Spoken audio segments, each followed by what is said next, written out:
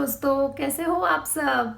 Thank you so much मेरा last video इतना पसंद करने के लिए।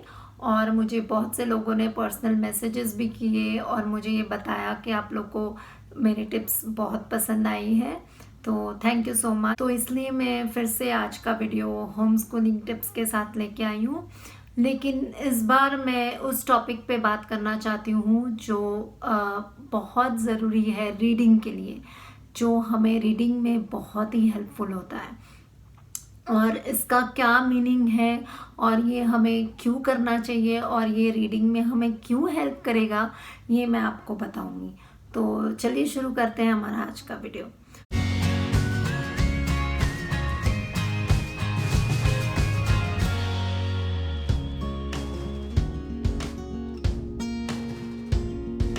दोस्तों, आज हम बात करेंगे साइट वर्ड्स पे। साइट वर्ड्स एक ऐसी चीज़ है जो हमें रीडिंग में बहुत ही हेल्पफुल होती है और जो हमारे रीडिंग को आसान कर देती है।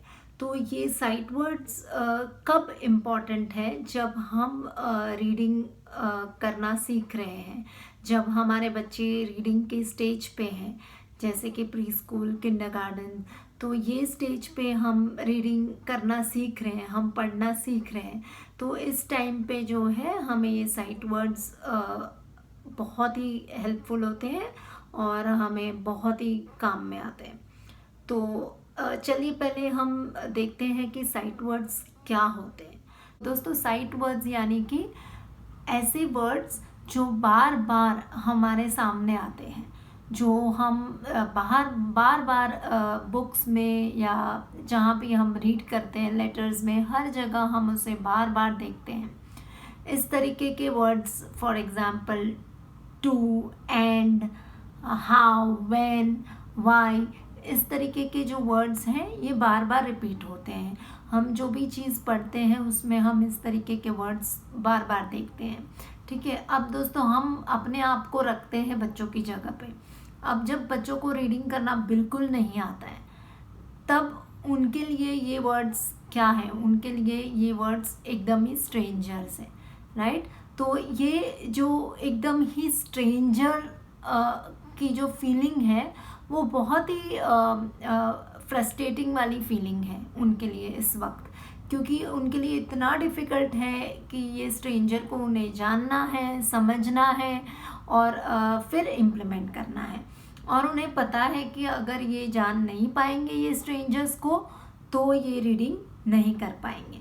तो अगर ये स्ट्रेंजर्स को बच्चे लोग जान लें, समझ लें, परख लें, तो उनके लिए रीडिंग बहुत आसान हो जाएगा।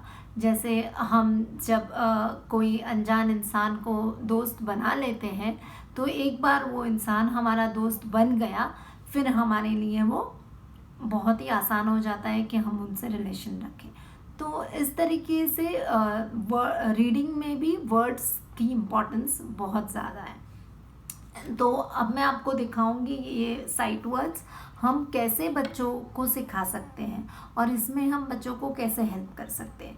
लेकिन दोस्तों, एक बात ज़रूर से याद रखिएगा कि आप sight words every day follow कीजिएगा। ऐसे नहीं कि आपने आज किया और आपने 2 दिन छोड़ दिया, नहीं। आप एवरी डे इसको फॉलो करोगे तो आपको इसका रिज़ल्ट बहुत ही अच्छा मिलेगा। जब बच्चे पढ़ रहे हैं, जब बच्चे ये पढ़ने के लेवल पे होते हैं, तब कुछ रूटीन एवरी डे फॉलो करना बहुत ज़रूरी है उनके डेवलपमेंट के लिए। तो साइट वर्ड्स जब हम रीड करते हैं तो उसमें हमें फोनिक साउंड क्या होता है दोस्तों, कि हर एक लेटर का जो है अपना खुद का साउंड होता है, उसे हम बोलते हैं फोनिक साउंड। ये फोनिक साउंड एक बार बच्चों को याद रह गया तो उनके लिए बहुत इजी हो जाएगा वर्ड्स को रीड करना। जैसे कि एस का साउंड है स, ठीक है। ए का साउंड है ए, टी का साउंड है ट। तो ये जो है सारे ये लेटर्स के फोनिक साउंड्स हैं।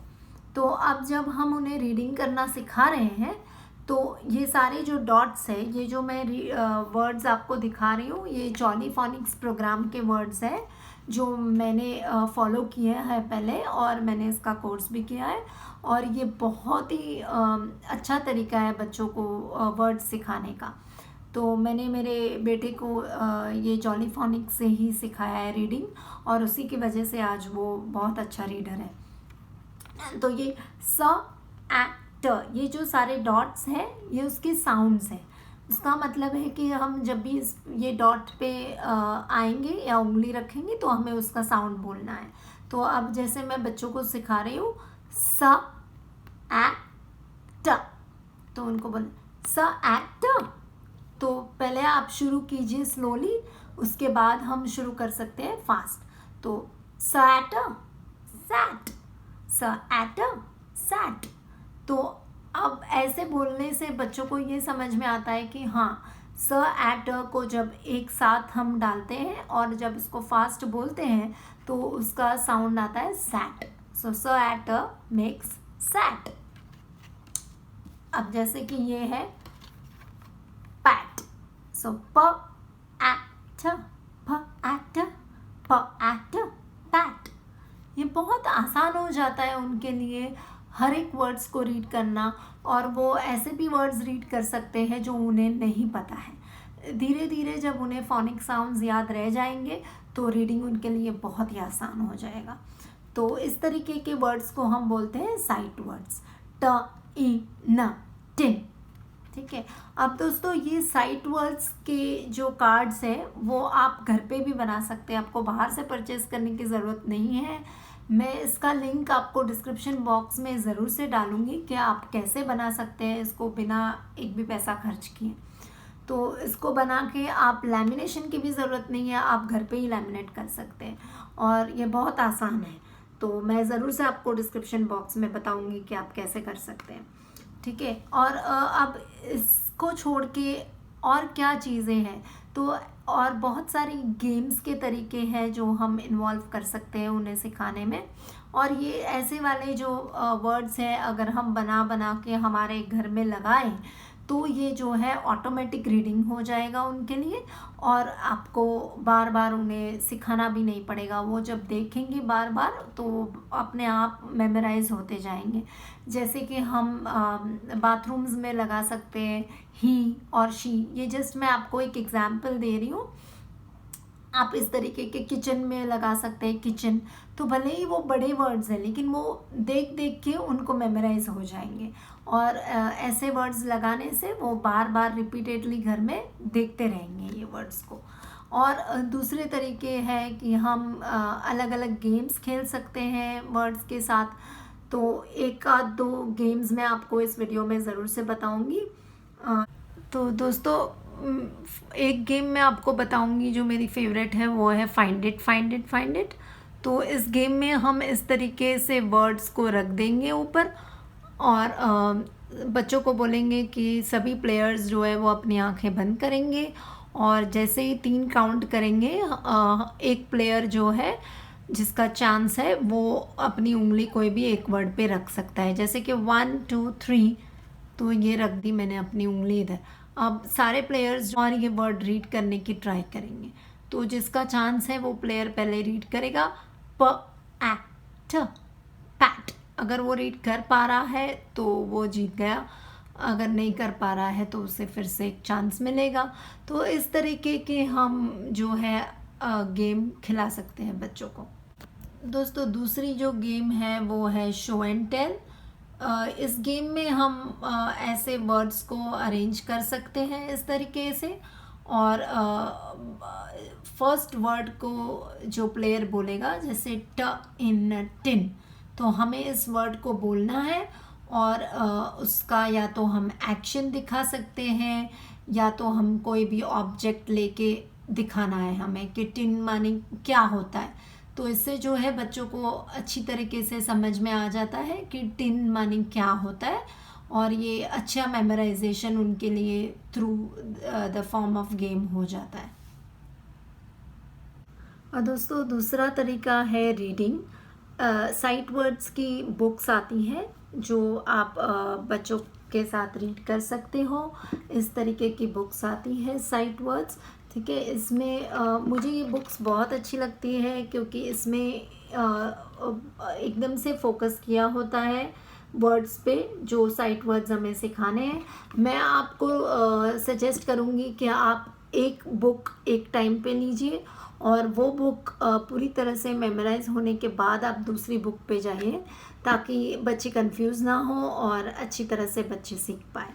तो ये बुक में फॉर एग्जांपल है मे और शी, ठीक है। अब when she is happy she may play, when she is hungry she may purr।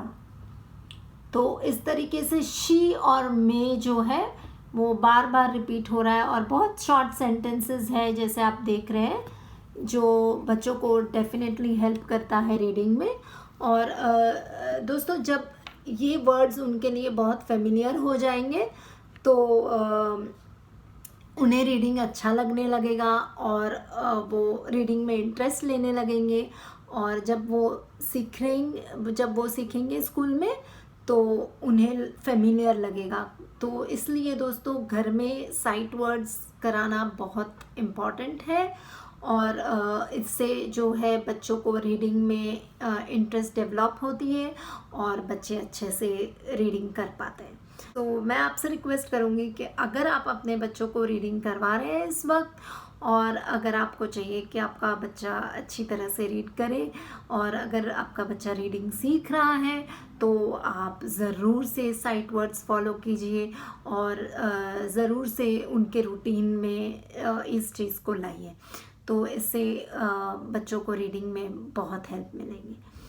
मैं उम्मीद करती हूँ आप लोग को मेरा ये वीडियो पसंद आया हो, तो डेफिनेटली मुझे कमेंट में ज़रूर लिखिएगा। आज के वीडियो में कमेंट सेक्शन ऑन रहेगा बिकॉज़ बच्चे नहीं हैं, तो आप ज़रूर से मुझे कमेंट्स कीजिएगा और मुझे बताइएगा कि आपको मेरा वीडियो कैसा लगा।